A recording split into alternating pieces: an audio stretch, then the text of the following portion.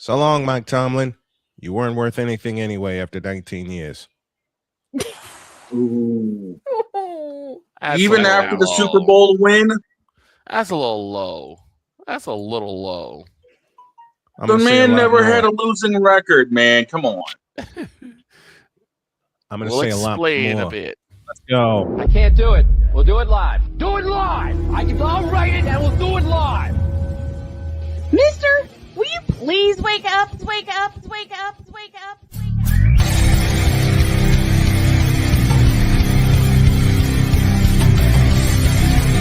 Good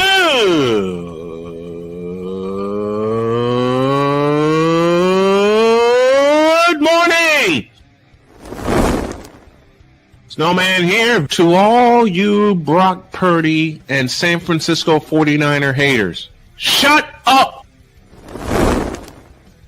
I gotta thank you, Shane. I mean, whatever happened to the games where breaking 100 points was, I don't know, unusual?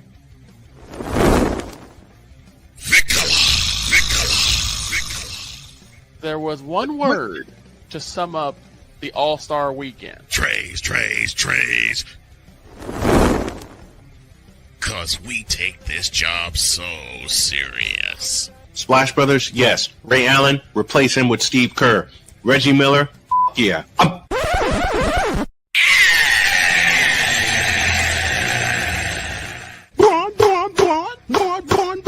What in the all types of blue hell? A question that has boggled mankind for centuries. Damn it, Pizzle, you beat me to it. Oh, yeah! Let's go! Woo! I meant what I said in the opening. Good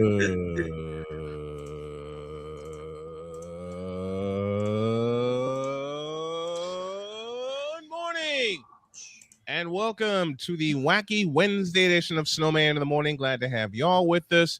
We'll talk about Mike Tomlin. We'll talk about other coaching vacancies, and Rod Peterson will stop by as well. All right, Pizzle, let's see the jersey. Tim Duncan. Tim Duncan. Yes, sir. Timmy D. Boys. Quick trivia question. Where is his college alma mater? Where'd he play? Wake Forest. Wake Forest. I had the pleasure of seeing him play in the 1995 ACC championship at the old Greensboro Coliseum. Who are we talking about here? He had a partner in crime, and that partner in crime's name was Randolph Childress. Those two aces beat a full house of cards by themselves. I'm talking about they did. Maryland with Joe Smith, North Carolina and their loaded squad. They took down Virginia and Dante Burrows and won the ACC in overtime. Yeah, over North Carolina. 83 to 81. And it took two free throws by said Mr. Fundamental to win the game. Yep. Took two free throws to win the game with 5 seconds left in overtime. How did I see that game? Well, one, I wasn't supposed to because I was working in the back of the Coliseum at the backcourt club. But two,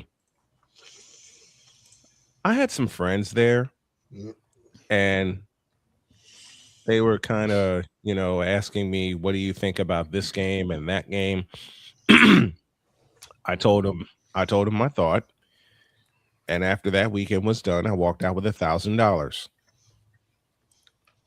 There you go. On top of my salary. My boss never found out about it. Thank the Lord.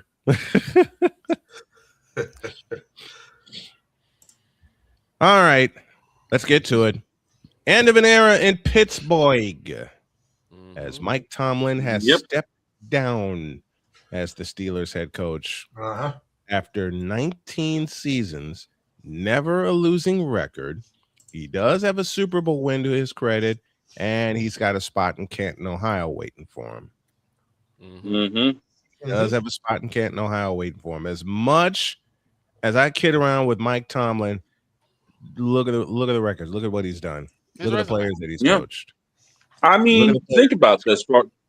Think about this for a minute. Pittsburgh has only had 3 head coaches since 1969.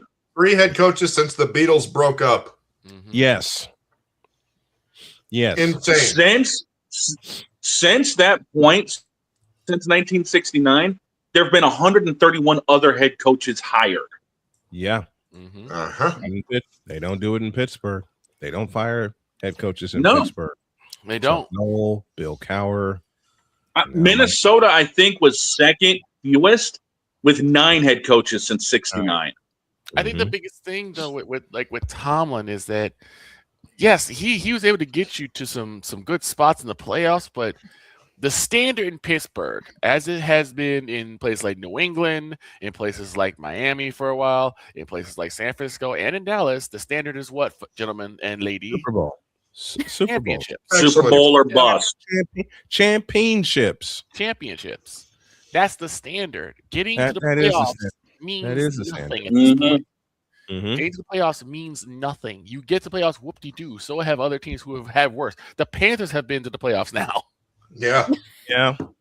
Wild, isn't it?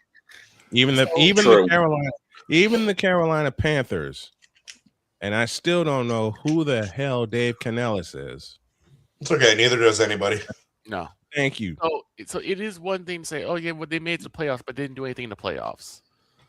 And that's been the problem in Pittsburgh. And I don't think it's fair to Tomlin. I don't think Tomlin has really had a solid squad since his Super Bowl squad. True. I mean, just saddle him. That team's been apart. I mean, this is what his 7th straight playoff loss. Yeah. I mean, you saddle and their him. First playoff loss. I'm gonna get this wrong. Somebody help me. Their first playoff loss in Pittsburgh, I believe, since 1991. Yeah. Wow. I think so. Especially on Monday Night Football. Monday Night Football too. Yep. Is that on target? Yeah. Yeah. I mean, looking it up right now. You saddled him with Russell Wilson and Justin Fields last year.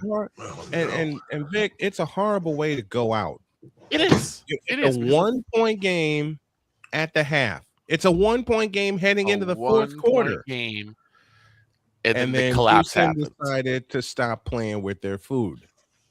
Houston decided to stop playing with their food, and Pittsburgh decided to stop playing. Period.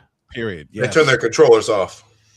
They turned the sliders down. They turned their controllers off and walked away. They walked away. They were called for dinner.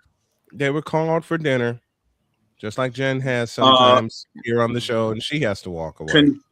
Confirmed it was 1991, but here's a bigger thing. That was also the first time the Steelers lost on Monday Night Football since 1991. 1991. Man, 1991. When Noel was their coach. 1991 was upside down. Yeah, don't say upside down to me. You know how I feel about these people. So Mike Tomlin, does he land anywhere else, or does he say screw it, I'm done after 19? I think he can walk. I think he can ride off into the sunset. I don't think he takes a job this year.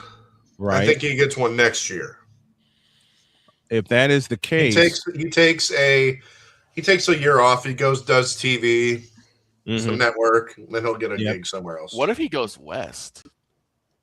What if he goes to the west to the west side, whether AFC or NFC? Well, it's gotta be AFC. It's gotta be AFC because NFC. And I think I know where. Set. And I think I know where he'll go. Where? Don't say Las Vegas. Oh, damn it. Vegas. Did you say Vegas? Don't say Vegas. Oh, damn it. Why not? I mean, it's right there for him. You give him a better quarterback. You give a number one option. The number one. You give him you give him the basics. You give him a quarterback. You give him a running back, Ashton Genty, and you give him Brock Bowers. Max the closest thing Pittsburgh had in recent memory. The closest thing that Pittsburgh had to a Brock Bowers was Freiermuth. Yeah, but Freiermuth are the Raiders really going to go one and done with another head coach? Because they need a head coach this year. Because it's but I don't. You know how I think. It's the Raiders. But I don't. But it's also Tom Brady. True. I don't think it's a one and done I don't think situation, Brady though. would. I don't think Brady would allow it to happen. Bring in another coach for just 1 year. No, I think he'd have for at least a couple years. Mhm. Tomlin's also not a coach that you keep for 1 year and that's it. Like he's got to have a couple years because it took him a while to actually gel in Pittsburgh.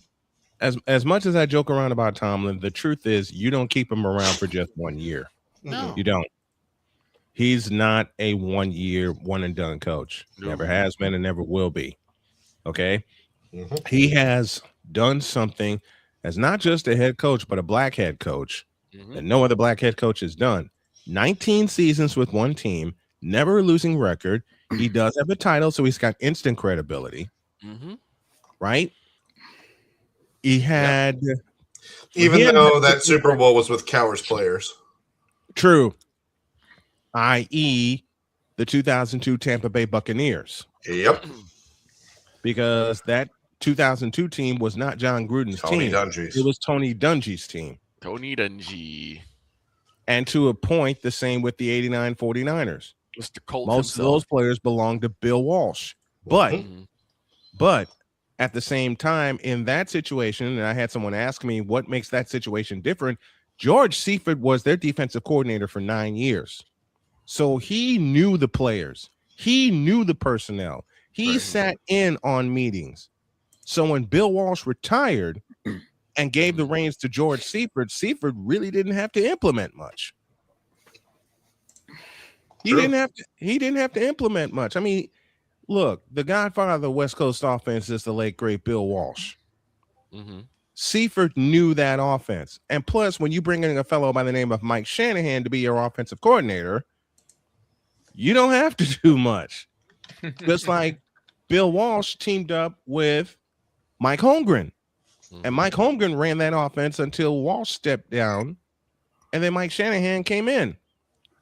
Seifert went to Shanahan. You know this offense? Yeah. Can you run this offense? Yeah. Okay, I'll go sit down now.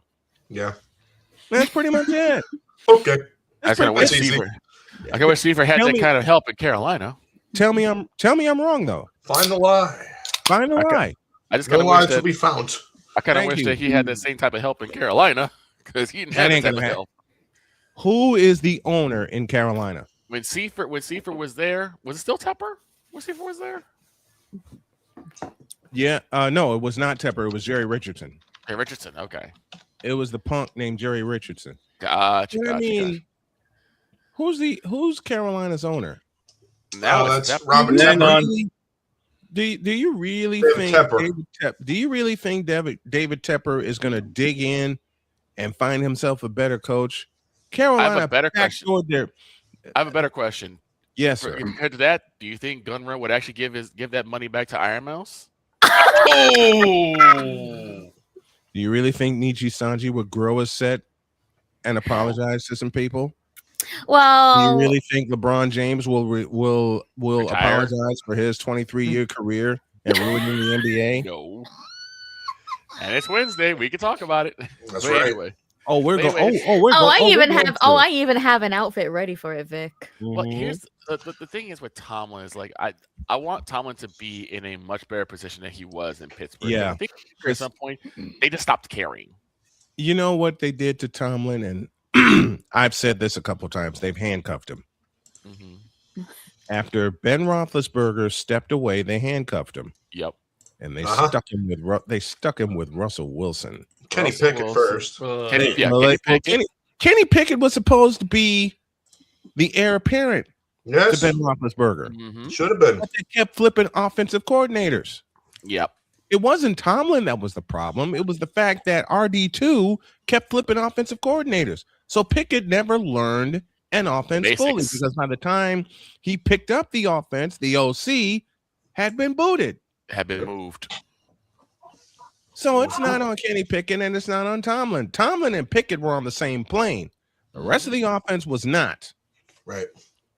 Different schemes. Okay. Bit different skin. And you know who really suffered besides Pickett? That whole entire offense. And Monday night's game against the Houston Texans crystallized everything. 6 years of mediocrity after Ben retired. Yeah. It crystallized it. It started becoming bland in Ben's last years, especially they had to wait a year because Ben got injured in 2019. So it took him a full 2 years to come back. Yeah. But he was old, doggone it. He was old. I know he was old. How you say I'm old? Hey, I can say that excuse now. He had an arm. Oh boy. Here we go with the jokes. He had an arm looser than Niji Sanji's hand. Oh. Rude. Not incorrect, but rude. He had an arm looser than Aaron Rodgers' head. I mean, he had a good arm. He had an arm looser than Gunrun's wallet. Oh. I just drank something, Napoleon. Quit. he had an arm. The only problem is that his legs were gone. Yeah, and after when you got after his Achilles injury, we got defense running blitz to the blitz. You're not getting out of it. His leg injury in 2019 really set him back as far as his mobility. Not only given the fact that he was old, but he still had mobility. He still had an arm. Yep. Right. But after his injury in 2019, he was not the same for the next 2 years. Nope. So to Mike Tomlin, despite the joke I made at the top of the show, we salute you on a great career, on a Hall of Fame career, and even Pumpkin saluting you right now. I heard I can salute now. I think Pumpkin wants to go out, so we better take a break. Take a break. I'll let Pumpkin out, and when we come back, more football to talk about. And yes, it is Wednesday. Dear God, some things came across my desk. And y'all, that's it. I quit. I quit. I'm done. You can't quit. You can't quit, Father O'Shaughnessy. Just started. And yes, I'm working Father O'Shaughnessy into the bronze sexual conversation. Back in the deuce.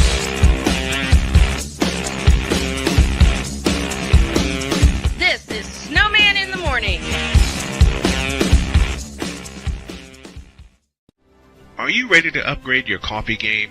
Prepare for an invasion of flavor with Invader Coffee. It's the caffeinated elixir that fuels champions, the blend that pushes boundaries.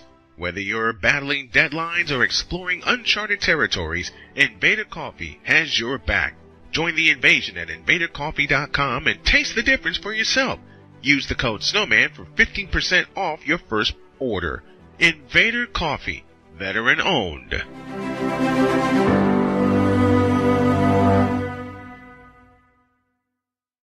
Race car drivers change lanes very fast, but with no outside mirrors. How come they don't crash? Introducing Angel View, the new wide-angle mirror that reduces blind spots. Angel View simply snaps over your car's rear view mirror, giving you a 160-degree view behind you. Just look at the difference. Look, ordinary rear view mirrors are small and flat, but Angel View has a huge mirror with curved glass. This convex shape allows you to see both blind spots with one glance. And with our Pro Edition special coating, it's anti-glare at night. Get your Angel View now for just $19.99. But wait, Angel View may be discontinued. Due to rising costs, Angel View is stopping manufacturing effective immediately. Once the current inventory is gone, it's gone forever. Order now. Call 1-800-495-0761. That's 1-800-495-0761. Or visit getangelview.com. Order now. Join the transporter to Hades. Your butt and gut becomes one. Join the reformer of hooker whores. This is my daughter, Placenta Booty Johnson. Join the bronze claw. Whenever you are in distress, take off your baseball cap and throw it in the air. Join your very own superhero of broadcasting, Chris Bass. So whatever color crayon they get, they palm it and do two circles, and that translates to I can be the black people. As she takes you through the week's paces in Baseline. Live every Saturday at 8 a.m. Eastern, 7 a.m. Central, Pacific Time Zone people, just stay asleep when this is on live and just catch the recording. No, I'm sorry. Exclusively on the Chris Base YouTube channel.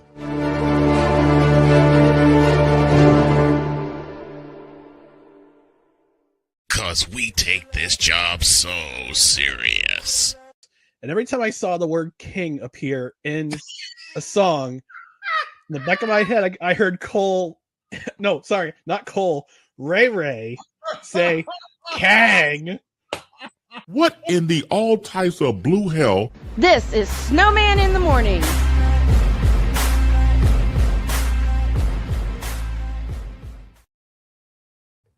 Kang.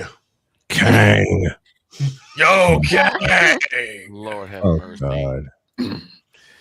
You know, while we're talking about the fellow who consumes the brown liquor, when Cole started this whole thing 5 years ago, it was. I'll explain it again. It was supposed to have an end date. Yeah, it was supposed to have an end date, and we ain't hit it yet. But you look at the fan base, and you knew that was going to end it. But when he introduced it to me, first of all, he did that. I had a conversation with a bronsexual, and I lost my mind laughing. Secondly, what you mean? Victor, and thank Victor for that. Okay, now when he did that the very first time, I showed Jody the graphic, and she laughed her head off and walked out of my office. Mm-hmm. I'm thinking 2 years, maybe 3. No, that ain't gonna stop until he walks away. And when he walks away, it's gonna be even worse. Yeah, it's not gonna stop. It's never gonna stop. Again, to remind everyone what Snowman said the other day. The day he announces his retirement, we're all in here. The second it's announced, we're partying the whole day. The whole day. And you know what's bad? I'm getting attacked. I'm getting attacked. Okay. I'm getting attacked. Oh no. Puppy attack? I'm serious. No, this is what's happening. This is what's happening. Oh, puppy. Is that Princess? Yeah, and right now this one's trying to take a hunk out of my arm. Princess. No, seriously, it's trying to take a hunk out of my arm. Okay, so in terms of dogs, we have Lucy Princess. tried to take a hunk out of my. Listen, Lucy tried to take a hunk out of my arm. Okay, nice. In terms of dogs, you have Princess. You have Lucy. You have Holy Cannoli. Yep, Holy Cannoli. And thank you, Clay Thompson, for that. Again, Napoleon. What now? What's the name of your cat again? I've got 3 of them, so we're trying to talk about.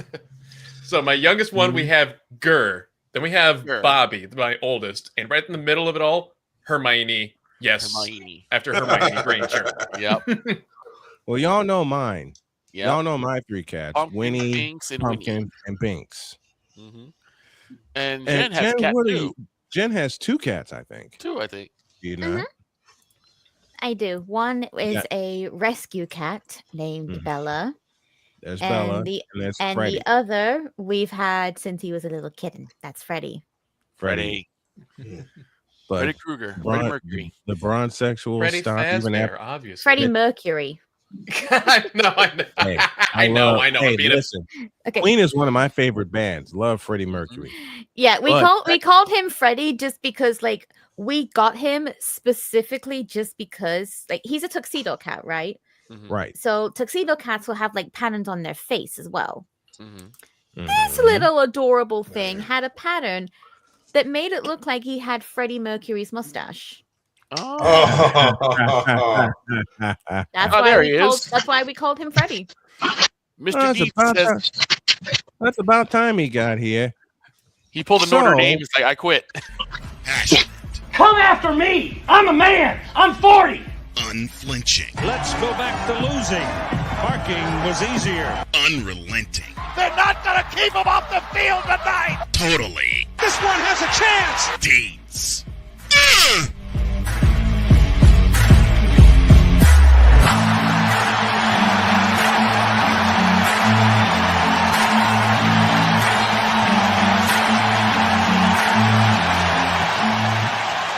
That's not just a murmur, that's a full-blown fibrillation. Victor, I heard that. Say it again. Say it again. Say it again. He's pulled the Notre Dame. He's like, I quit. You know what? Deep started that joke. Yes, he did. During the picks one week. That was when we found out that Jen basically had it all locked on the NCAA. When that happened, Deeds was the first one to run that joke. I pulled Notre Dame and said, "That's it. I quit." It's still a beautiful joke to this day. It is, and it's one we all have done, myself included. Morning, I think Deeds. I even did it. Are you muted, Doug? Good morning. Good morning, guys. Well, I'm doing better than Mike Tomlin, so I'm okay. Ouch. Oh. We were just giving him some flowers too, and you did that. You know what, Deeds? Well, did we? I don't know. Did y'all discuss Mike Tomlin? Because I think this could be some 4D chess here. Uh-oh. And for that, don't have. Well, let me put on my NFL conspiracy hat here. Uh-oh. Conspiracy. All right. Conspiracy. Like George Kittle. So Mike Tomlin has a 19 season.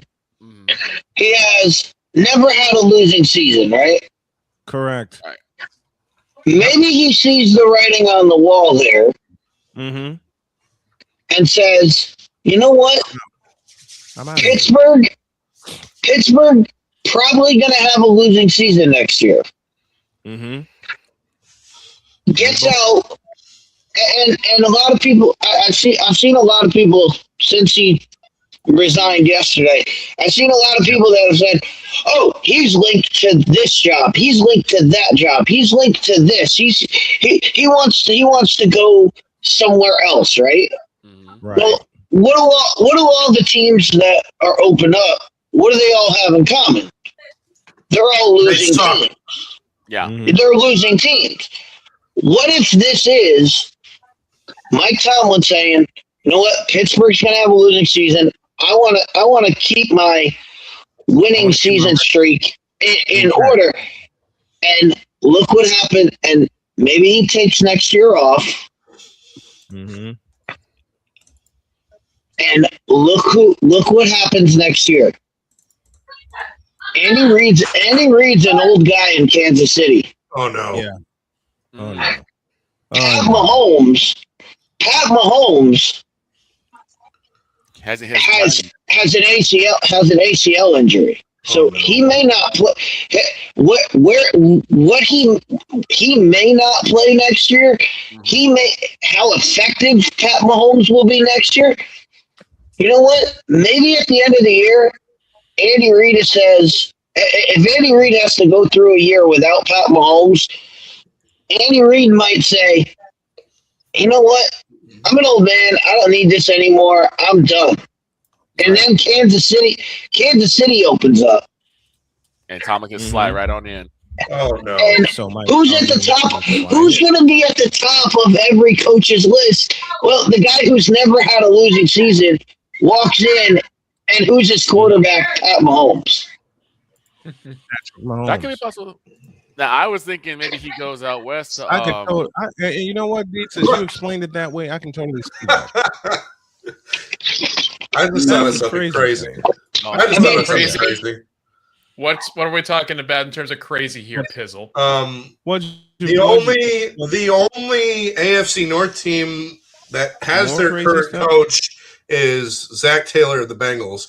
What if he gets fired next year and they bring in Mike Tomlin just to say screw it all? Oh, Tomlin to Cincinnati. Oh, God.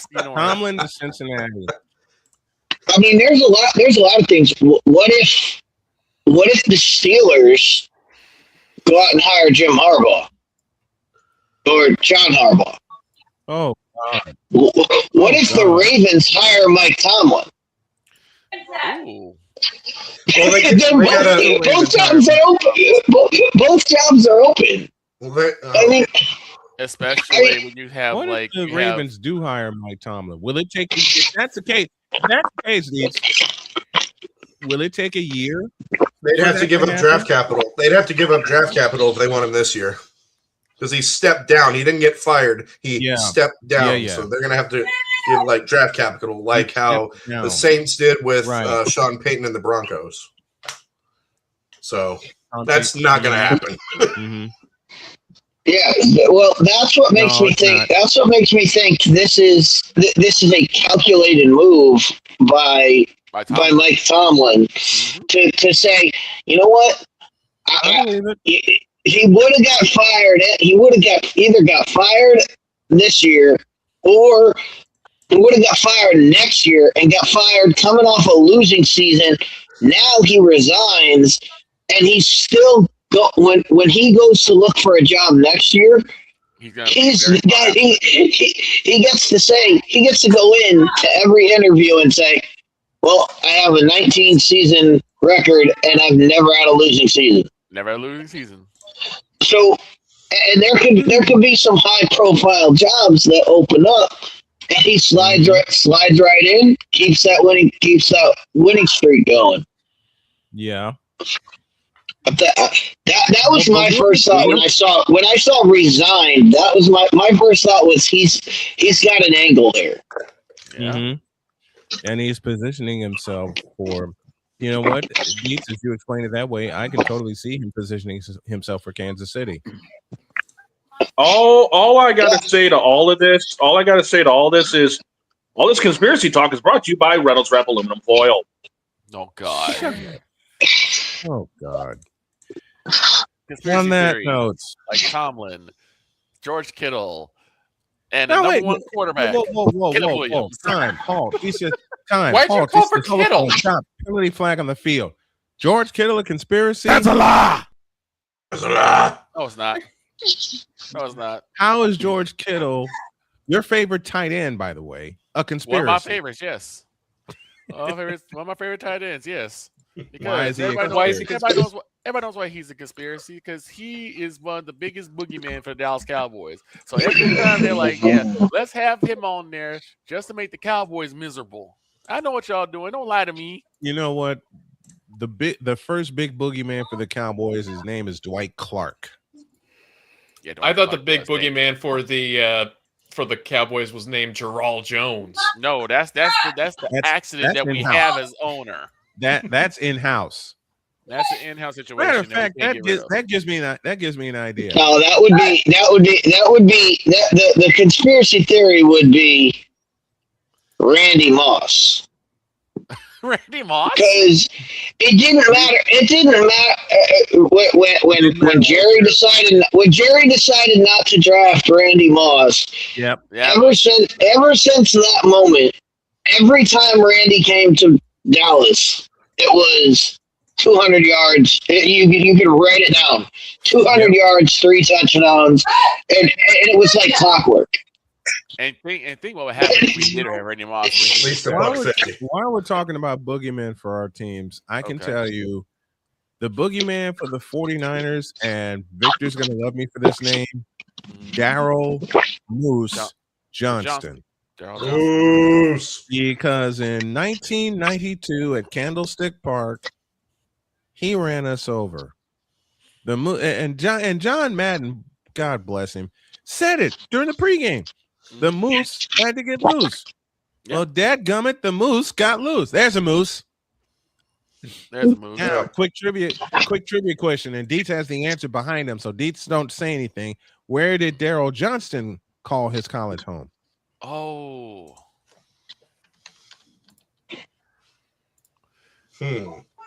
Answer: Syracuse. Syracuse? Yep. Wow. He was an Orangeman. I thought he would have went down south. Nope. I was going to guess like wore- SMU or something. You would think with the way that he played, but nope, he played at Syracuse. We got a break. And when you all get back, I will welcome the great Rod Peterson from the Rod Peterson Show. We'll have a chance to, I got to hop on his show today, so we may end early. But Rod Peterson is next when you all get back.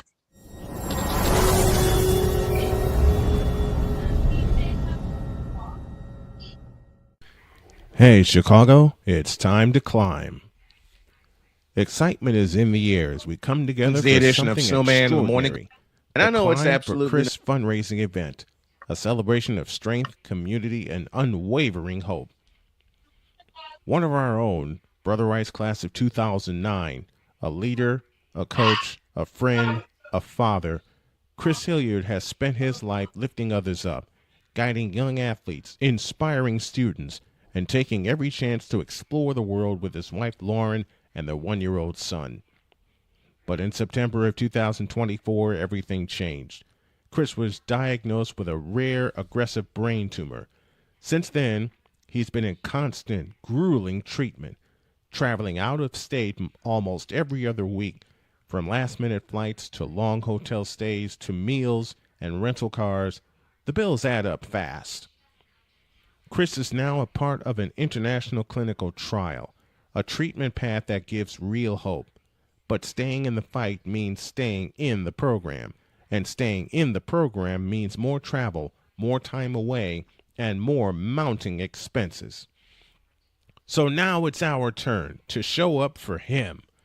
Join us at Climb for Chris, featuring live music from Maggie Speaks, great food, drinks, raffles, and a community ready to stand tall.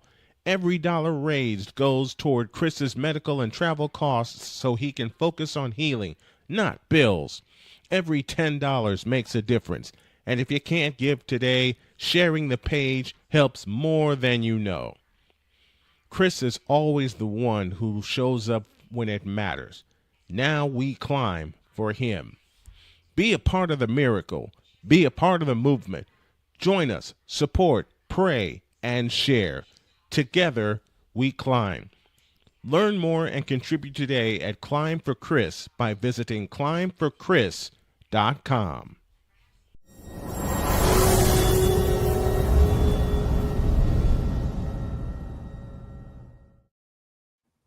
Welcome back to this wacky Wednesday edition of Snowman in the Morning. Glad to have you all with us.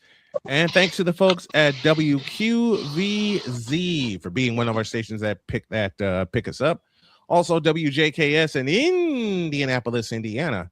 And we're going to talk more about the Indiana Hoosiers leading up to their game for the national championship.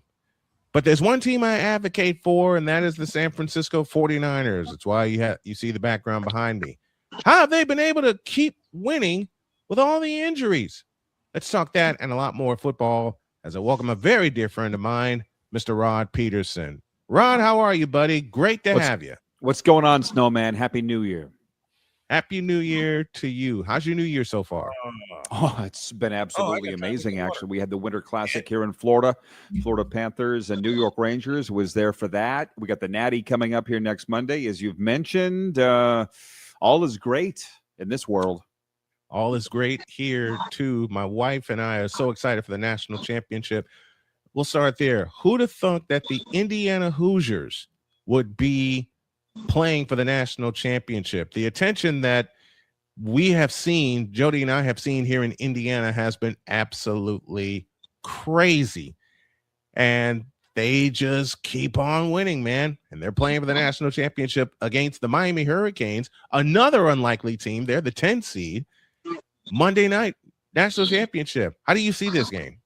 Well, I was going to say the excitement in Indiana matched only by that in South Florida. You know, so the Hoosiers are going after making history. I'm sure you've seen this. What are they, 15-0? They, with a win next Monday, would be the only team to go through an entire collegiate season undefeated. So that's on the line. Here, the Hurricanes, the first team to ever play for the national championship in their own stadium. I don't need to tell you how excited they are here.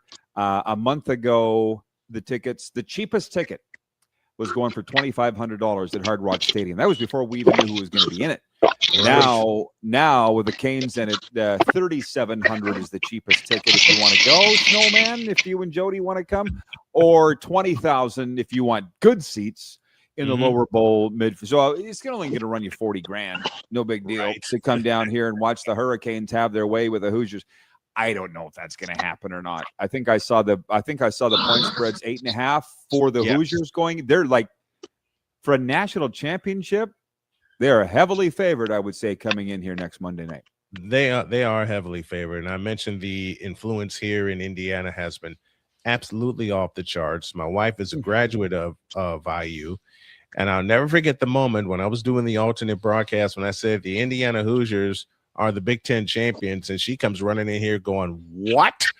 Because she was studying and she was listening to me do the Big Ten championship. And when I said those words, not only did she go crazy, but a lot of Hoosier grads I know went absolutely nuts. And I know it's absolutely nuts where you are down in South Florida. You just mentioned the Hurricanes are not only playing for the national championship, they're hosting it. It's at Hard Rock Stadium. So the ticket prices, even before we found out who was playing, is crazy. It's even crazier now that the Hurricanes are here hosting it. What's the vibe like down in South Florida with the Canes playing for the national championship for the first time in a long while? Well, they're excited to welcome Fernando Mendoza home. That's a big one too. I mean, Miami boy coming in here. Which is another thing. Most wins by a quarterback in his first year in the transfer portal with his new team. Most wins. I mean, he's doing historic things here. And it's funny because when they were rope-a-dope in Oregon last Friday night, the next morning, I was with a buddy and I said, "Hey, do you see Fernando Mendoza is a franchise flipping quarterback?" Because look, he clearly outshone his counterpart that night. And I would assume Las Vegas Raiders are going to make him the number 1 overall pick in the draft. He goes, "I don't know if he's franchise flipping, but he's pretty damn good." Yeah, he's wonderful. He transferred from California, got into Coach Sig's offense, and has been a machine running this team. And I was talking with Jody, and she remembered last year when the Hoosiers kicked off the 12-team CFP playoff playing Notre Dame in the Battle of Indiana. Now all this success happens. Speaking of success, keeping on happening, no matter what the circumstances, let's go to the NFL and look at the San Francisco 49ers. They're playing Seattle Saturday night. I will have the call for that one. Injury after injury after injury. And we talked about this on your show earlier in the season. How much more can the 49ers do? That was one of the questions you asked me. We're getting an answer because there was no way that they should have gone into Philadelphia and knocked them off. And now they have a chance to go knock off the number 1 seed in Seattle. It's the perfect situation for the 49ers because you watched that game. Brock Purdy wasn't perfect in that game, and they far from it. And it's nice when you can win and say, "Oh, we can still play better," which they had that. But on the defensive side of the ball, I have to give credit to Chris Sims for this. I don't want to steal it. I couldn't be that guy. Right. He said, "Look at that defense for the 49ers," and I don't believe there's one Pro Bowler on it. He's like, this is a no-name defense. So then you got to give the credit to Robert Saleh for that. And I don't think it matters who gets the credit. It's a tall order getting past the Seahawks this weekend. I think you would agree. But who knows? Didn't see him going into Philly and knocking off the Super Bowl champs either. Yeah, it didn't seem like they had a chance going up to Philadelphia and knocking them off. Now they're going to Seattle, division opponent. Seattle beat us for the NFC West title. But who would have thought that the Niners would even have a chance to sniff the number 1 seed, let alone play for it on a Saturday night against the Seahawks, the last game of the season? After Fred Warner broke his ankle and his leg, there was no way San Francisco would have gone on to win 8 of their last 10 games to get to this point. So at this juncture, the Niners are just playing with house money right now. Oh, I don't think there's any doubt about that. And I'll say it again. I mean, I listen, wasn't that Brock was bad in that game at Philadelphia, but you remember the last play of the first half, they had a chance. Like, they left a lot of points on the field. He fumbled the ball out of bounds. I think they would have loved to have had a field goal attempt at the end of the first half. In the end, it didn't matter. So, but you don't have George Kittle. And I know you didn't finish the game with George Kittle, but he seems like kind of a heart and soul guy for that football team.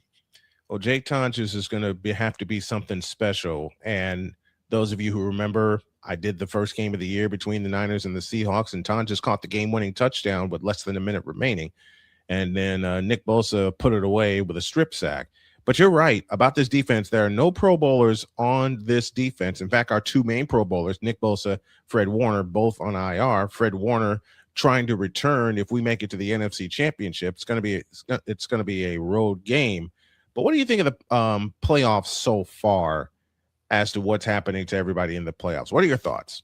Well, I thought that there would be 3 upsets on Wild Card Weekend. There ended up being 2. Your 49ers were one of them. The Bears were another. And I thought Pittsburgh was going to upset Houston. I really did. And you saw the fallout of what happened Tuesday afternoon. Mike Tomlin stepping down in Pittsburgh, which wouldn't you like to be a fly on the wall and see what led to that conversation? Yeah, was it 19 seasons in Pittsburgh? None of them a losing season. Season in 19 years. Yeah, so I think that I don't know. I just had a tough time betting against the Steelers on a Monday night at home. They hadn't lost there since 1991. Right. Tough time betting against Aaron Rodgers. Tough time betting against Mike Tomlin. But guess what? That's why we watch the games. It wasn't an exciting game. The New England game, though, was the only real dog in my mind that was as predictable as could be. And I think the NFL, from what I can see, because I'm more of a hockey guy, but you were seeing the same thing in the NHL. Parity is at an all-time high. Hard to pick a winner. That's what the leagues want. Speaking of hockey, what was it like at the Winter Classic? I've seen it out. I saw you ask a poll on one of your shows, have you ever been to an outside hockey game? I have. March of 2014, when the Penguins played the Blackhawks at Soldier Field, a day that began with 65-degree weather and ended up with almost like 4 inches of snow on the way home. What's that? What's that like? The Winter Classic outside in South Florida or outside anywhere in any stadium. What's that like? All of it is fun. I've been to 2. There was one in my hometown, Regina, Saskatchewan, Winnipeg Jets, Calgary Flames playing in the CFL Stadium, home of the Rough Riders. That was unbelievable back in 2019. About 30 degrees that day. Here, a little different in South Florida for obvious reasons. And I think one of the biggest fun parts, I've been here 5 years now, Snowman, so the people here have adopted me as one of them. So we are all having a chuckle with Northerners like you people who were looking down their noses going, what do you mean Winter Classic in Florida? Nothing about Florida says winter. And these games, if you can't play outside in Florida. And we're all laughing. Yeah, whatever. Sold out. 45,000 people at Lone Depot Park. Oh, yeah. Then the NHL, they made it snow in Lone Depot Park. I don't know if you saw any of the highlights of it or were watching the game. I'm like, oh, my God. I'm sitting in the press box. I'm like fumbling from my phone. It had an Olympics feel to it. And I got to give the NHL, in terms of the show, and I've been to the Olympics before, it's grand. And that's what the NHL did. So bravo to them for that. The game itself wasn't that great. The Rangers pummeled the Panthers 5-1. The Panthers' minds were on hosting a party and their families. And although it wasn't on hockey that day, but you probably saw the players rolled up in Ferraris and Lamborghinis and got out dressed like Miami Vice. And it was a spectacle. They were hoping to put on a spectacle, and that's exactly what they did. Yeah, saw all of that. I'll ask you a question you asked me the last time I was on with you. In terms of all of these bowl games, and you and I both have made fun of all of the names of these bowl games. Yeah. It's crazy. Last place you've been to, last thing you ate, and that's Rod Peterson's bowl game. Let's hear it. Oh, my God. The last restaurant I ate at, I haven't been eating at many for – it's the Walmart Burrito Bowl. How about that? Walmart Burrito Bowl. Yeah. Oh, I dig it.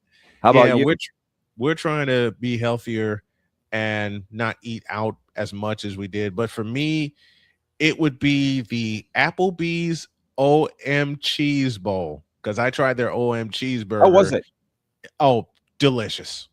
Absolutely. Okay. Phenomenal. Sold. Well, I got a buddy that we always make bets, and he's Chris from the Bronx, and and he's a Giants fan, and I'm a Dallas Cowboys fan. And as you know, they met in the final game of the regular season, and his Giants won. So I got to buy him lunch, and I was he's like, name the place. I'm like, Applebee's is looking kind of good with that OM cheeseburger, whatever the hell it's supposed to stand for. So yeah, you got us sold on that. Man, I will sell you right now on the OM cheeseburger. Absolutely delicious. The presentation was phenomenal because it's layered in melted cheese. What sold it for me was the taste. What sold it for me was the taste of that. I'll tell you something, man. I got so many favorite places that I go to now, that Jody and I go to now. And we started building that list while we were down in North Carolina. Applebee's has always been a favorite of hers, and by proxy, a favorite of mine. But since you've been in South Florida, what was the strangest place where you had a meal, but it wound up being great? Because I already got one here in Indiana. What was the strangest place you went to eat, but the meal wound up being phenomenal? There's a place, I don't know how well you know South Florida at all, but I live in Boca Raton, and the center of the community is a place called Meisner Park. And there's an Italian restaurant there called Villaggio's. And it's and wouldn't have been my pick to go, but our neighbor wanted to take us. So I'm like, oh, okay, yeah, let's go. And then I'm like, what's good here? He goes, the lasagna. And I'm like, what? But think about it. Italian, it was that thick, massive chunk of lasagna, and I had that sucker. And before my neighbor could even get it out of his mouth, he's like, and it's so big you can take a lot home. I'm just finishing mine off, licking the plate.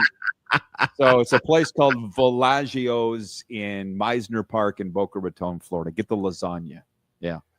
For me, there's a place. I'm in Southern Indiana, here in Columbus, called the Yummy Bowl. It's a Mongolian place, and you pick your food, you give it to the chefs, and they prepare it on this flat top grill.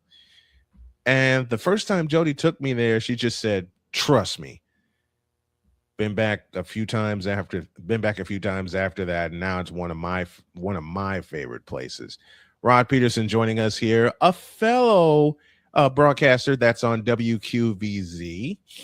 And Rod, I got to throw some flowers your way. Wonderful show. I got hooked before I even went to North Carolina. We did our first interview there 5 years ago. And you always bring it. I love how your show is done. Love how your show is produced. And congratulations to you and your success on the Silver State Sports Network, as well as Game Plus TV. I am a faithful viewer and listener of the show. Rod Peterson hanging out with us here on the program. Man, it's always a pleasure to have you. And to say that I love it and appreciate you would be an understatement, my friend. Right back at you, my friend, and I hope for all the best in 2026 for you. The worst is behind us. All good things ahead. A lot of good things ahead. We got a break, and when we come back, we got some more stuff for you as we continue on this edition of Snowman in the Morning. Back in the deuce.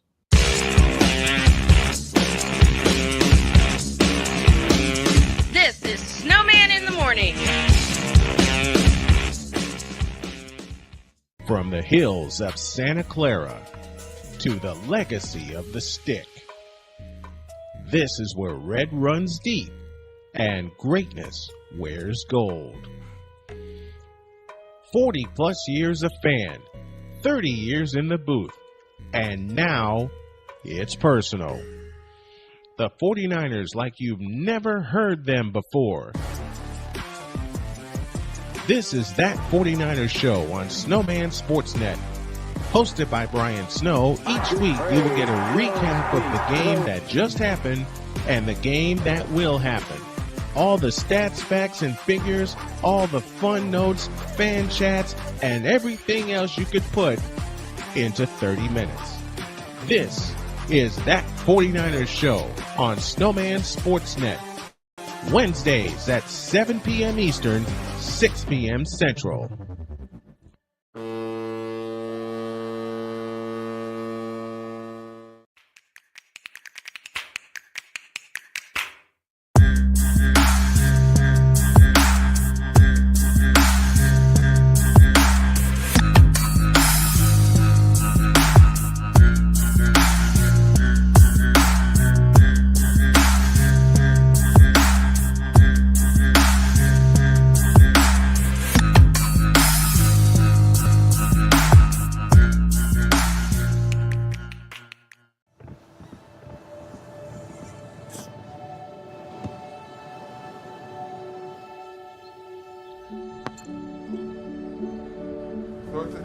I don't remember how it started.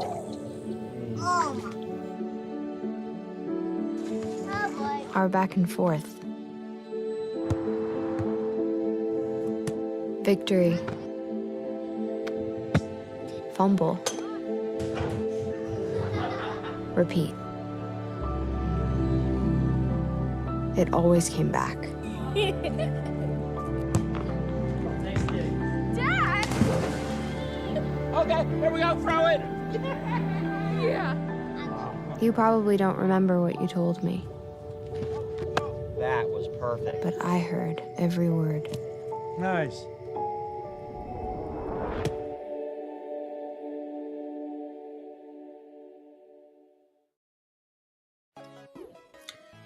Ladies and gentlemen, how y'all doing? Season 4 of Bearing Down the Gridiron officially begins. Let's get into it. The Big 12. The Big 12. On the state was your champion, and they were picked last. Speaking of the CFP, we continue to believe the 5-11 model proposed by the Big 12 right playoff format for college football. Voila! You make as much money. Those schools make sometimes as much money as an NFL team does. I think that's the model to go. Because we already said one thing, do away with the bye week. That bye week did not help neither one of the top 4 teams. Personally, I always believe that the rankings really don't matter until it's either the last Saturday in October or the first Saturday in November. No, it's last Saturday in October. You want to explain that BYU pick? BYU's, I just figured that they're more balanced on offense, at least for what I witnessed last year. More balanced on offense, and I think they are a little bit better able to hang with talent on defense as well. I'm taking Coach Prime and the Colorado Buffaloes.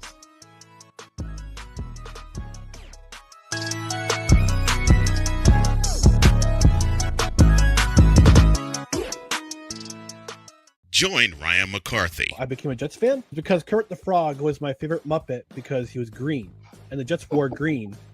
That's how I became a Jets fan.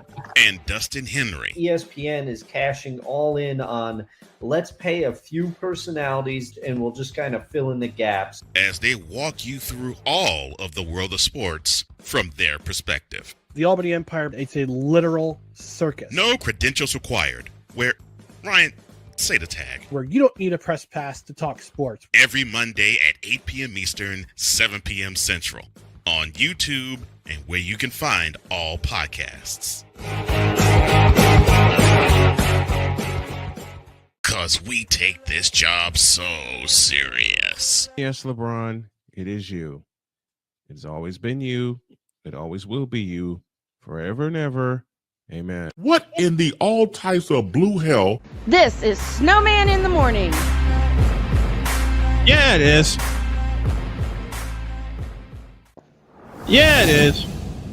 This is Snowman in the Morning. I forgot I added that little piece to it. Thank you, Rod Peterson, for coming by. Appreciate it. I got to hop on his show in a couple of hours. So as soon as I get the heck out of here, I'm going to go grab lunch for my honey and me. And then I got to do something with Rod Peterson. We owe you an ID, a late one. It's 14 after the hour. This is Snowman in the Morning. Oh wait, they're gone. Never mind. Whoops. Yeah, whoops. They're gone? I made a mistake. Uh-oh. Scuff. All right, Deets had another. You know what, Don? Sit in the corner. And stay there. What's on you? What I do to you? Not you. That guy. That guy with the Patriots hat. Damien. Does this Oh mean that Kermit the Frog cursed the Jets? Yes. Patrick Mahomes cursed the Jets. Patrick Mahomes cursed the Jets. Like, What did I do? there you go. Exactly. What did I do to you? That's what I'm saying. There's a dog. The dog's dog is going nuts. That I just gonna say that. dog's having a fit. You think? All right, Deets had another conspiracy theory. Talk. Okay. Oh, God. Well, my conspiracy theory that I've been thinking about since we were last on air on Friday, and we had that whole blow up in the chat, and everybody said, "Oh, it's," and so I got to ask Napoleon. Napoleon, do you get a lot of hate for being a YouTuber, or not a YouTuber, for being a VTuber? Honestly, I am so microscopic on the radar that I don't even see either a hate train or a love train. But you see where I'm going. You see where I'm going with this. Yeah. Friday, we had people come in the chat, and it seems like everybody comes in the chat and they mention that Jen's a VTuber, and they get all upset that Jen is a VTuber. Wait, the other day we had someone. Sorry. But I was thinking about this, and everybody's like, I'm like, they always mention that Jen's a VTuber, and they're like, whenever somebody's going off in the chat, and I don't want to get specific with it, but like they always mention she's a VTuber, and I'm like, no one ever gets mad that Napoleon's a VTuber. Yeah, I think it's because I'm a woman. That was where I was trying to lead this horse.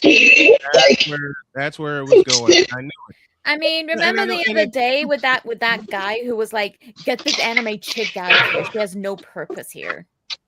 Remember that guy? Oh yes, I remember that. I remember all the "give me this camera" moments that came out of that. Oh, Napoleon called for it. No, I didn't actually call for it. I was quoting you. You're on the hot seat. You're on the spotlight. I was not asking for it. I was not asking for it. Take me the heck off. Napoleon, you got the camera. Go with it. I didn't ask for it. I was quoting you, sir. Why do you do this to me? By the way, I just know this. Now that I have hand tracking on, you guys can see whenever I take a sip from my can. Now, Napoleon just asked, why did I do that to him? Because it was fun, because it was easy, and everybody got a laugh out of it. Yeah. Now. Yeah, you made me feel awkward, you son of a... No, I didn't, because you were laughing too.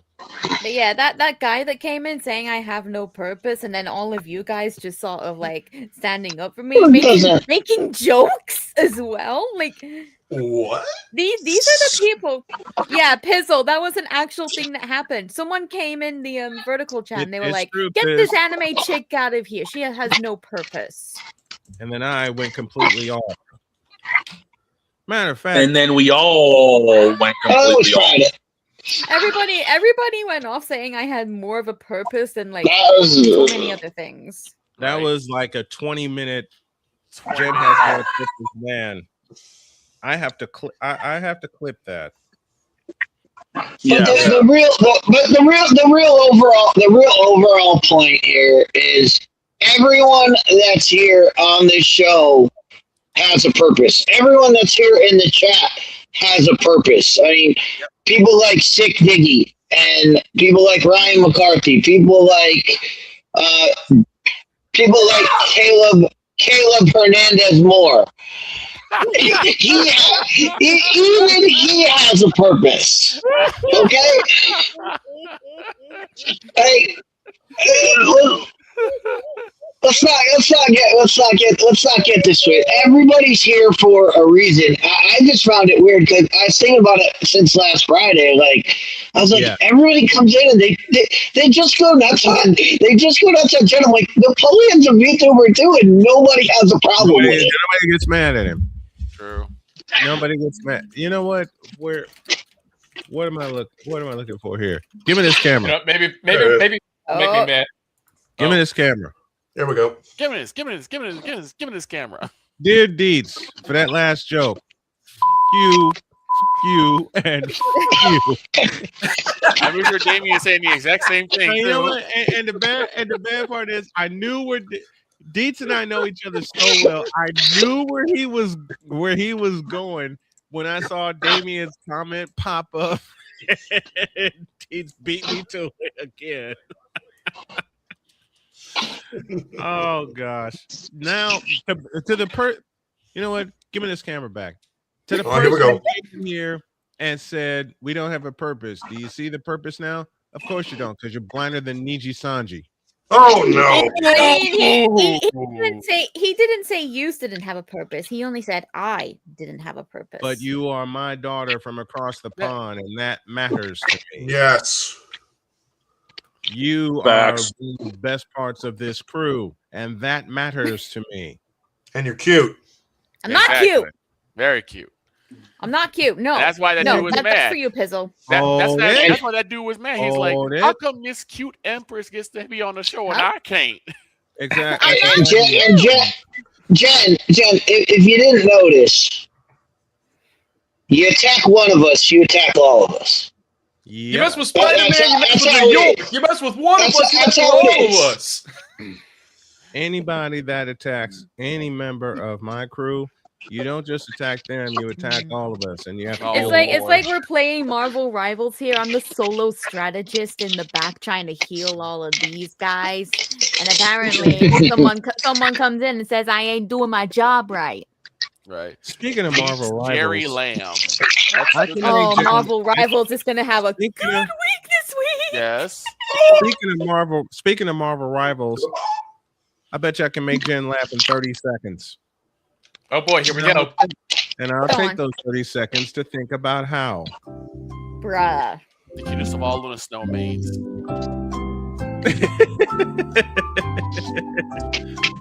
I don't even know if she's a Luna Snowman, but I just know that's what she usually talks about.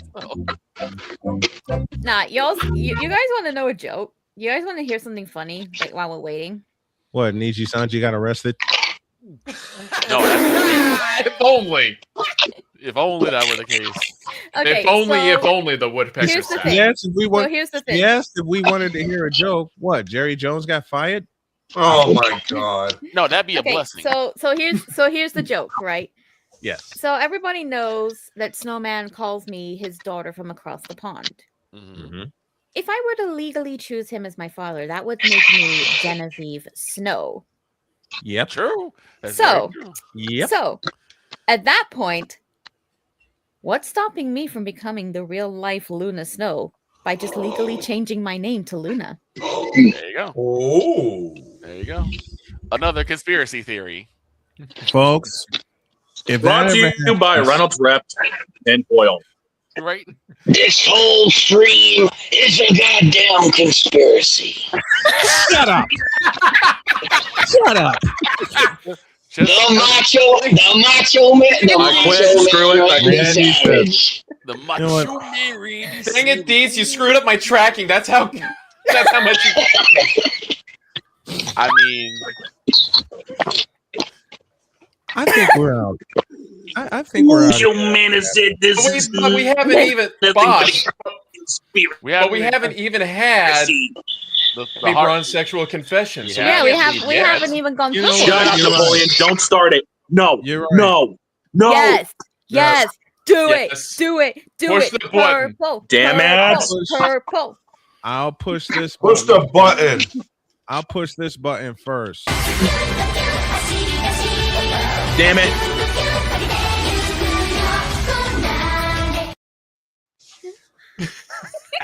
smack, smack. I'm thinking of all like the names. I'll push this button. I'll push this button next. What in the all types of blue hell? See, Beats and Damian Hernandez got something going. I'm trying to think of all the different needs of like different players and owners and stuff. Since Beats Jerry Lamb is one.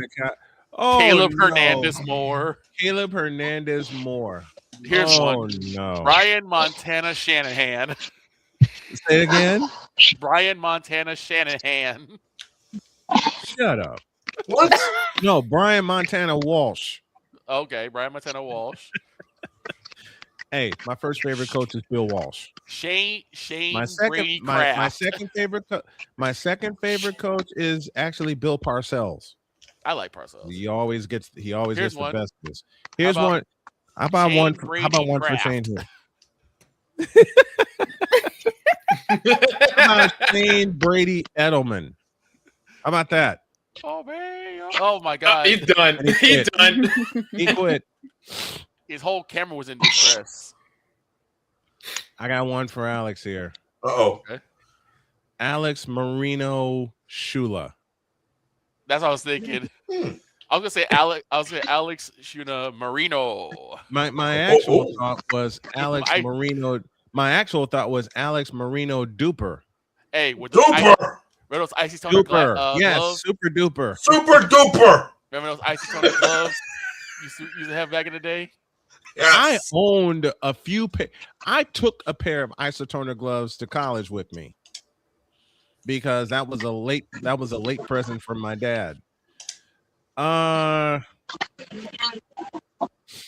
about? Yes. Wait, where'd he go? Where'd he go? Right there. More stuff. How about this guy up here? Okay, I got him. Jerry I got Lamb. him. That's the first one. No. Hell with Lamb.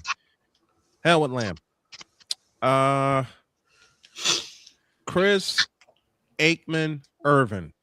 Oh, I was gonna say Irvin. There you go. I was gonna say Or Chris Irvin. Aikman Sanders. There you go. Oh, there you go. Chris Aikman Damien, Sanders. you wrong for that one for Pistol. Alex. Ooh, Oh God. no. Stuart McDaniels. Who is that? Charles Haley? That guy. Charles Haley. Time. Out of James Madison. Alex Tua McDaniel. Listen. Drop the S. It's McDaniel. He's not related to Josh. Hey, Damien, how did Chris Bates put it? He's not Don't related spoil to this Josh. program. How did I put this? How did Chris Bates put this? And I say it to Damien. Of course, I'm kidding around as I say it. Don't soil this program by putting crap on it. I remember that. You remember that? Yes. Don't soil this. I'm going to find that line and use it. Don't soil this program by putting crap on it.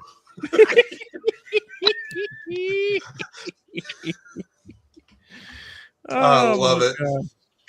You can't. How can you not have as much fun as we do and as much fun as Rob and the crew does on the Rob Peterson show, who follows me for the folks on WQVZ. He's on next. How can you not have fun doing this? Because he's the armchair quarterback. You like that? Now you're gonna make me break that out Napoleon, intentionally. get out of my head. Now y'all gonna make me break that out intentionally. Oh gosh. Well, while the dog's barking, my wife's barking for us to take a break because she is producing today. Okay. So let's take a break, and when we come back, yes, I will indeed push the button. I will push that button because it is. And then you guys get to see my new outfit for it. Oh, You know what? I'm gonna push the button when we come back, and I'm gonna have this guy on the screen walk off. Oh no! I'm gonna have this guy on the screen walk off several times. Just hold a bottle of French's mustard. He'll walk off.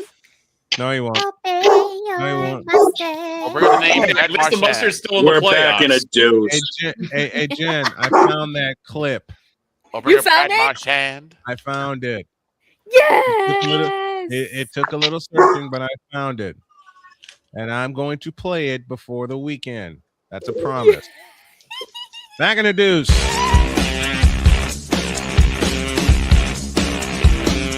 This is Snowman in the Morning. Are you ready to upgrade your coffee game? Prepare for an invasion of flavor with Invader Coffee. It's the caffeinated elixir that fuels champions, the blend that pushes boundaries. Whether you're battling deadlines or exploring uncharted territories, Invader Coffee has your back. Join the invasion at invadercoffee.com and taste the difference for yourself. Use the code SNOWMAN for 15% off your first order. Invader Coffee, veteran owned.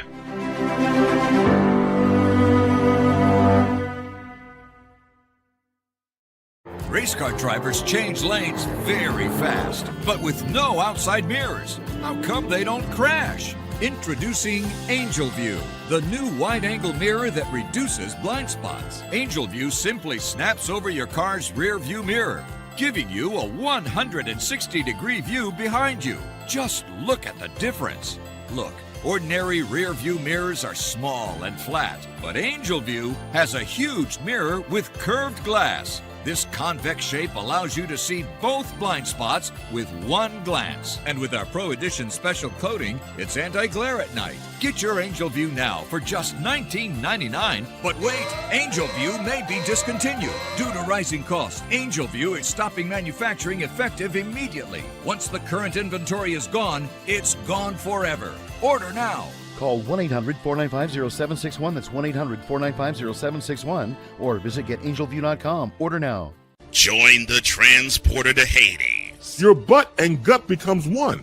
Join the reformer of hooker whores. This is my daughter, Placenta Booty Johnson. Join the bronze claw. And ever you are in distress, take off your baseball cap and throw it in the air. Join your very own superhero of broadcasting, Chris Bass. So whatever color crayon they get, they palm it and do two circles, and that translates to, I can beat up black people. As she takes you through the week's paces in Baseline. Live every Saturday at 8 a.m. Eastern, 7 a.m. Central, Pacific Time Zone people, just stay asleep when this is on live and just catch the recording. Oh, I'm sorry. Exclusively on the Chris Bass YouTube channel.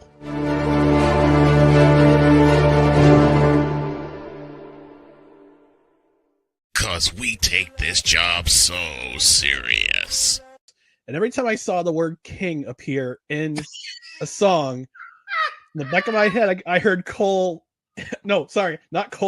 Ray Ray say, Kang. What in the all types of blue hell? This is Snowman in the Morning.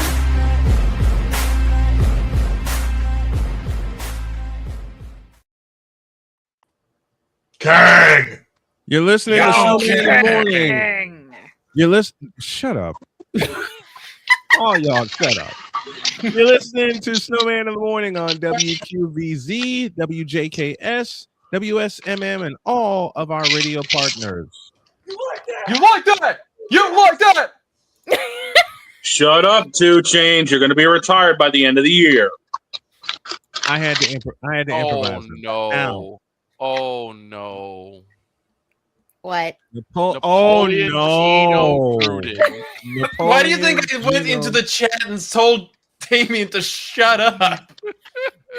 Napoleon Gino Gruden. No. So is this like if we all like became managers, what our names would be? Something like that. Yeah. Someone make one for me. I'm actually interested. Oh, that's easy. Genevieve Luna Vodka. Honestly, I was gonna say Genevieve Vodka Gold Ship. Oh, not Gold Ship. I was gonna say Genevieve Luna Gold Ship. I was gonna say Genevieve Luna Scarlet. Oh, there's one. I got nothing. I got nothing. Deeds has a double goat of the week, and it'll kick off our Thursday extravaganza. Okay. Oh no! And I'm putting the dog on the hot seat. Oh, what I do now? You'll find out tomorrow. You know what you did. Yeah, no, you know what you did. The hell did I do now, dude? I mean, come on now. You know what you did. Hold on. They have a hot dog then? There's a reason I'm putting the dog on the hot seat. You know what you did. I'll explain it all tomorrow during hour 1. But Dietz will kick off the show with his double doink. His double dote of the week. You mean Cody Parkey's around? I'm putting the dog on the hot seat, and then our Thursday spectacular continues. There's one more thing we have to do before we get the hell out of here, and before I go get lunch. We don't have to do it. We don't have to do it. Yeah, we do. Do it. Considering what came across my desk. Oh, yes, we do. Push the button. Push it. It's unfortunate, but I have something to say. In a world where partial greatness is celebrated and total greatness is shunned, there stands to be a figure on the lips of those who love him and those who hate him. The inane comparisons to Michael Jordan and Kobe Bryant continue and has existed since 2003. There is no end in sight, for the battle between those who unconditionally love and unconditionally hate him wages on. These are their stories. Welcome to the Bronzexual Confessions.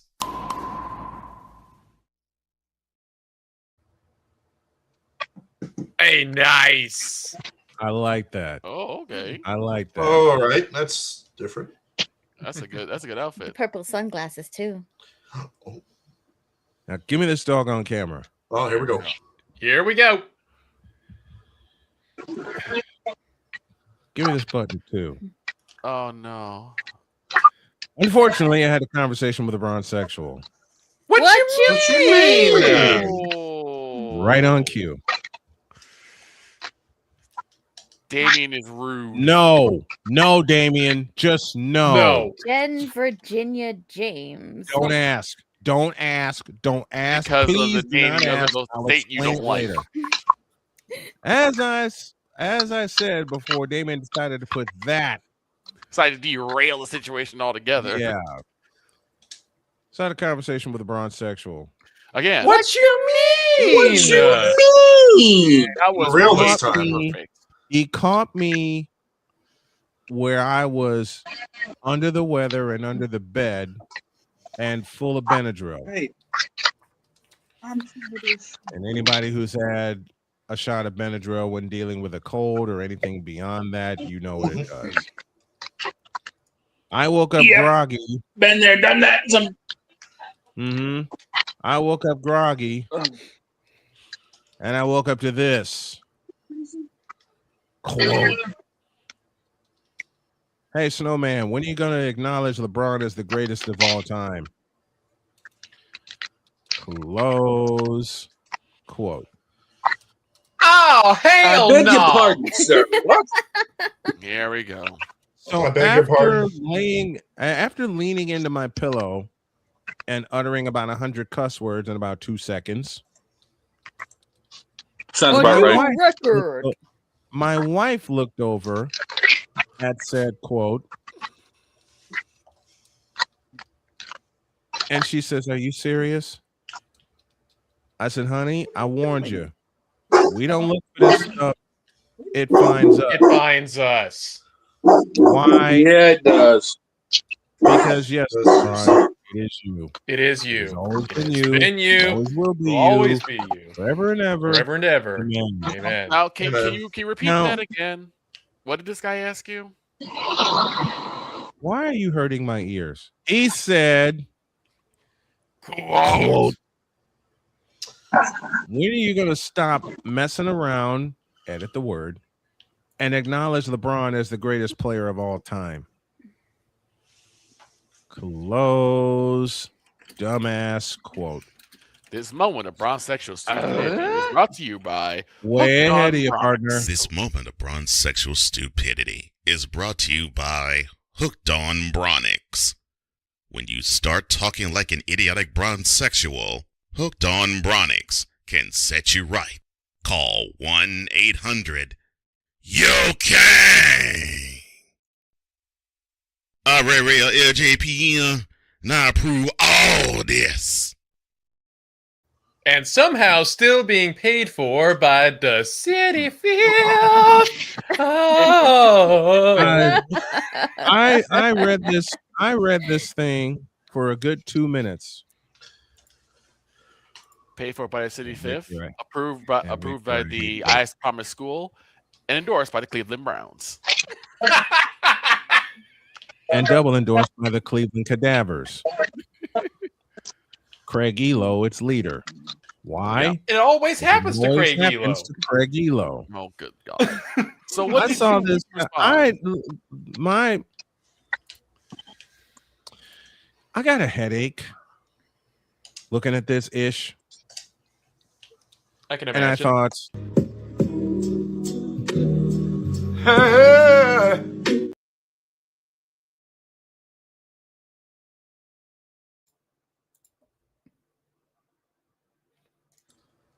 why did I get me up through that? We all got mooted. We all got mooted for a Mooted. why did that? You know what, StreamYard? F you too. Yeah, it did. It muted everybody. I'm like saying like that was not necessary. Yeah, like why did you bring in Tyrone Alizé McDummy? Tam muted everybody. You know what? I call anarchy.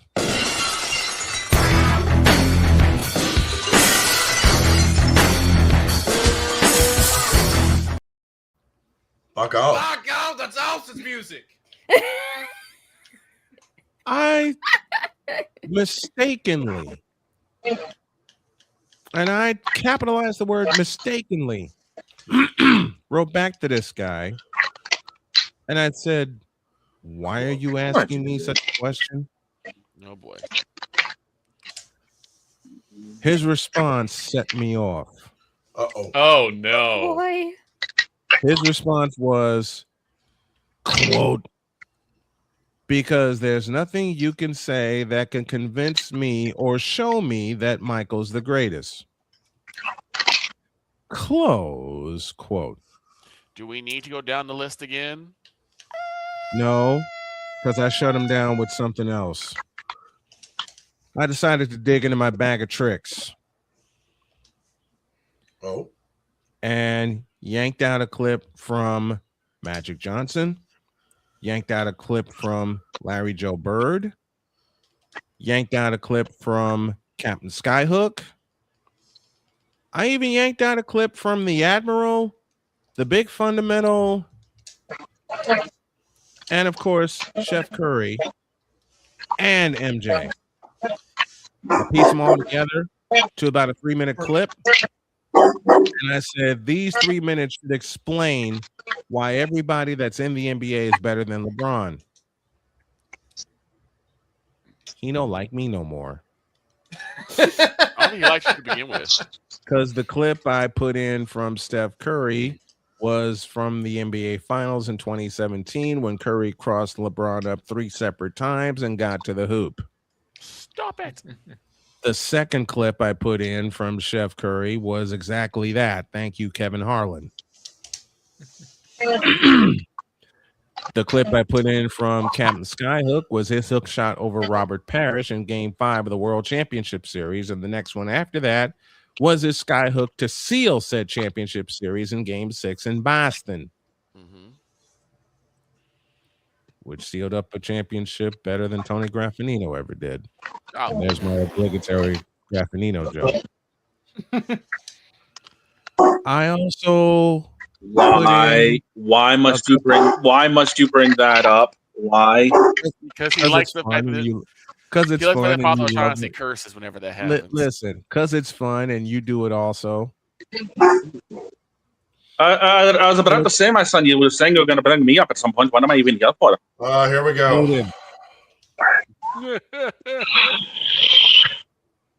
So what I put in for MJ's clip, 2 of them actually, Game 2, 1991, and you know the play that happened, and Game 6, 1998. This fool wrote back and said, you still have to explain it to me. I wrote back, I'm going back to bed. I wrote back, I'm Excuse going me? back to bed. After all that, you still the explanation? He said you still have to explain how they're better than LeBron. No. Well, no. No. Should have explained it. Just a moment. Just a moment. Well, that sent me into an explosion. And I said one sentence to get him off my back. And I agreed with Dietz when he said you still have to explain it. I just kept thinking, no, and no. I'm not explaining this to you. Exactly. Thank you. And just no. If I have to explain that to you, then you have less brains than Niji Sanji, Gun Run, and all them trying to run a doggone business. If I have to explain that to you, you got less brains than Geno Smith trying to read a defense in his 12th year. Oh no! Oh, you had to go there. If I have to explain that to you, then you got less brains than John Fisher trying to run a baseball team. Okay, I can run with that one. If I have to explain that to you, you have less brains than the previous Miami Dolphins regime. Accurate. Top to bottom. If I have to explain that to you, you had less brains than Virginia McCaskey, God rest her soul, when she ran the Bears into the ground. If I got to explain that to you, you got less brains than Mustard Crab trying to run a football team, period, even though they are in the playoffs. Mustard Crab. I mean, he is doing a keg stand over a 50-gallon barrel of French's right now. Yep. Hey, division champions into I'll the second round. I'd do it one too. I'll do it to you. And for Dietz, and Dietz is going to love this one. If I got to explain that to you, you got less brains than the New York Mets letting Pete Alonso and Edwin Diaz walk. Two time. You idiot. Not wrong. Not wrong. Very much not If wrong. I got to explain it to you, you got less brains than my beloved Chicago White Sox letting Jose Abreu walk in 2022. That was also dumb. Very. If the boss has got to explain it to you, you have less brains than the Oakland front office when they traded Cespedes to the Red Sox. And look what happened. I got one for you, Victor. Go ahead. Go for it. If you got to have that explained to you, then you have less brains than Dave Campo.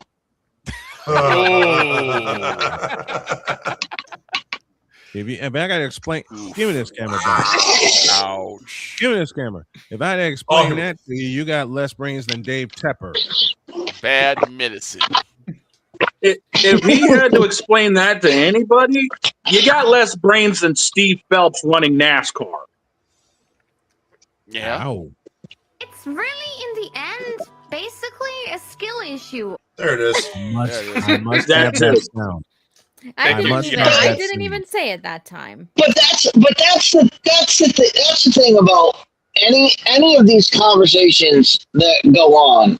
Yeah. It's always you have to explain to me. You have to explain to me. No. You making the comment.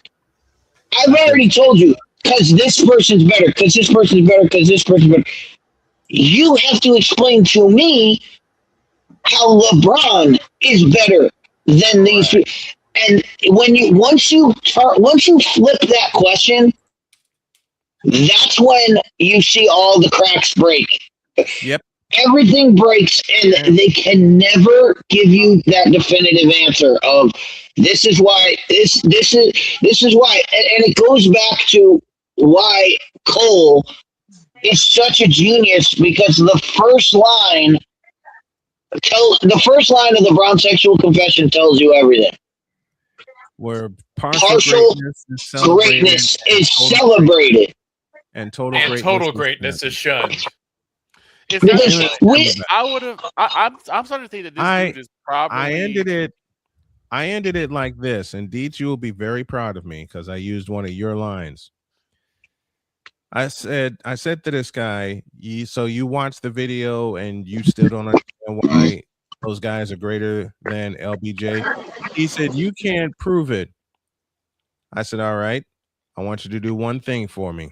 He says, what's that? Tell me why you're wrong. There you go.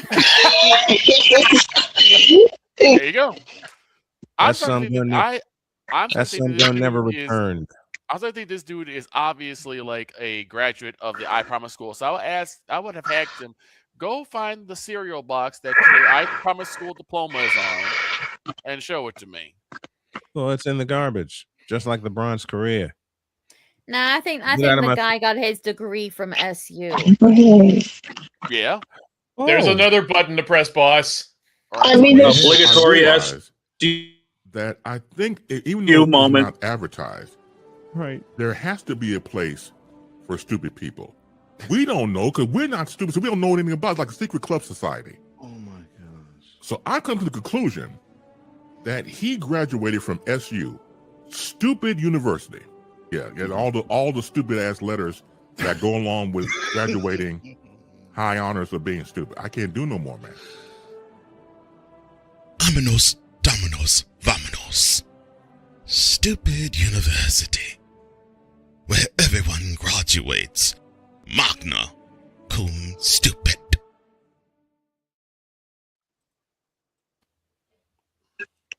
And to this guy, I still say, and I haven't heard back from him, and I never will. Tell me why you're wrong. Now get the hell out of my face.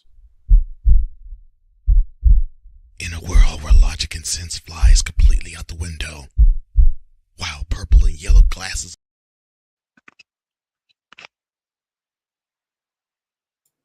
Muted.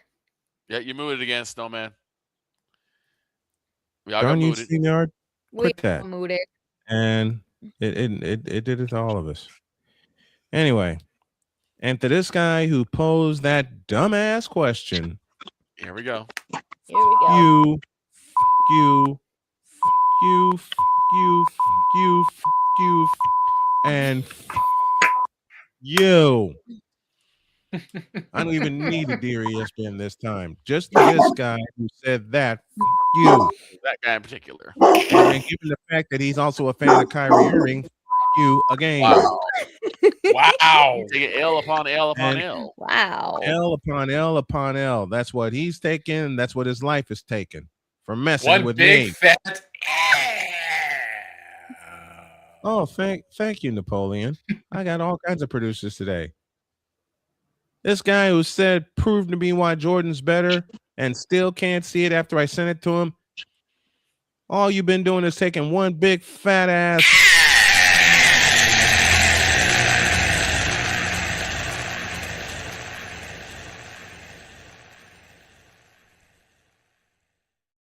Just have him watch the entire 1998 season. After another, and after another. Just have him watch the entire 1998 season. So that's simple. All I got to show him is the 1991 season. Oh, and he wants an explanation? How about I put it in one sentence? Besides, tell me why you're wrong. Tell me why Jordan trusts his teammates more than LeBron did. So dear stranger, and I won't use his name. So dear stranger, you. Dear people like you that think this way, you. And of course, the obligatory, dear ESPN for putting them on in 2003 and shoving them down our throats and up our asses for 23 years. You, and you. Now, as I said very nicely, and as Pizzle paid homage, now get the hell out of my face, you thirsty bitches. In a world where logic and sense flies completely out the window, while purple and yellow glasses are donned, rises a figure who encourages ridiculous, undying loyalty. Good Lord, I'm about to throw up. This has been yet another installment of The Bronzexual Confessions.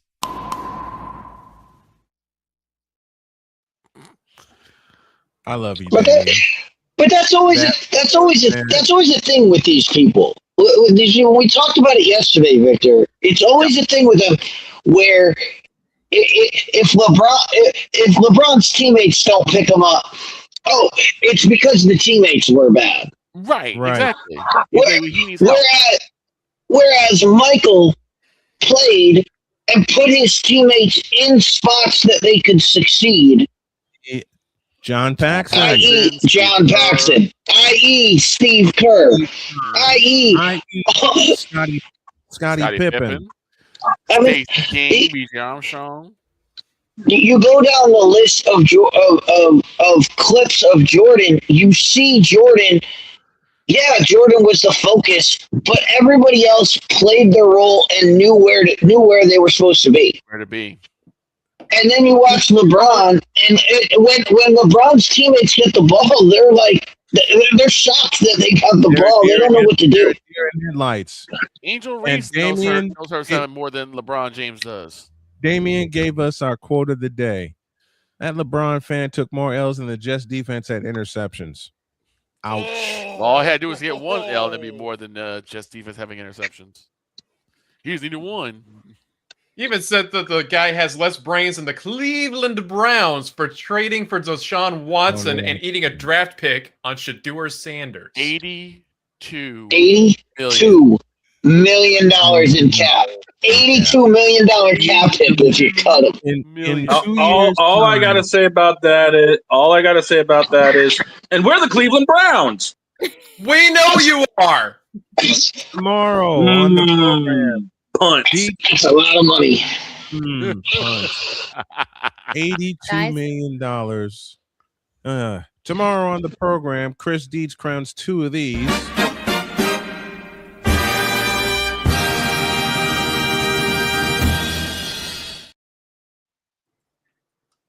Jen takes us inside here.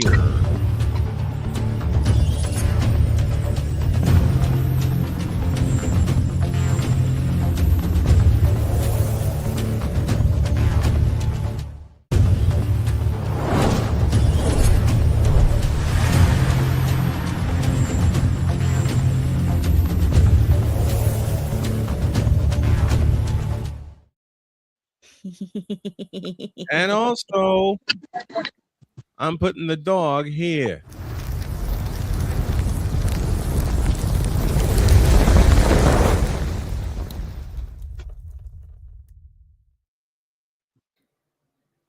And the only warning I give is that it will be totally hilarious and it'll be totally worth it.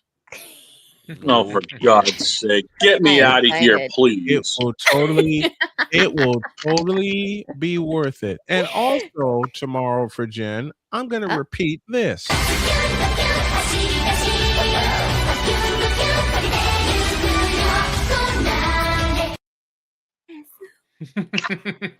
You need to make one of those for Baksheen.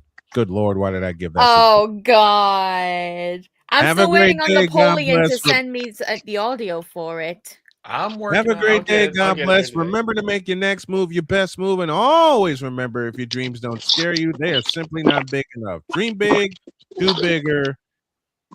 And I have to do it. Go 1, ahead. 2, 3, cap. Oh, good.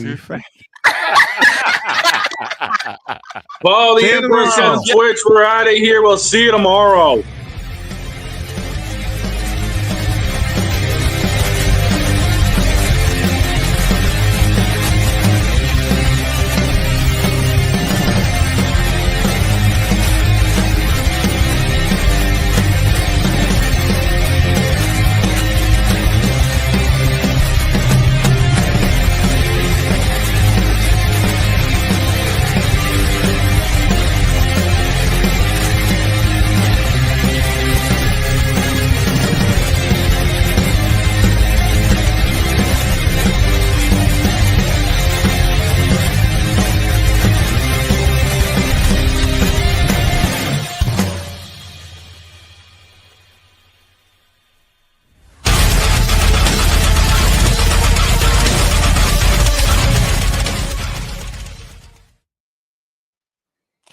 Remember, J the Fat, number 1 quarterback. 1, 2, 3, cap. Caleb LB, Williams. J Fat, 1, 2, 3, cap. Old Gertie Fat. We're out of here. See ya.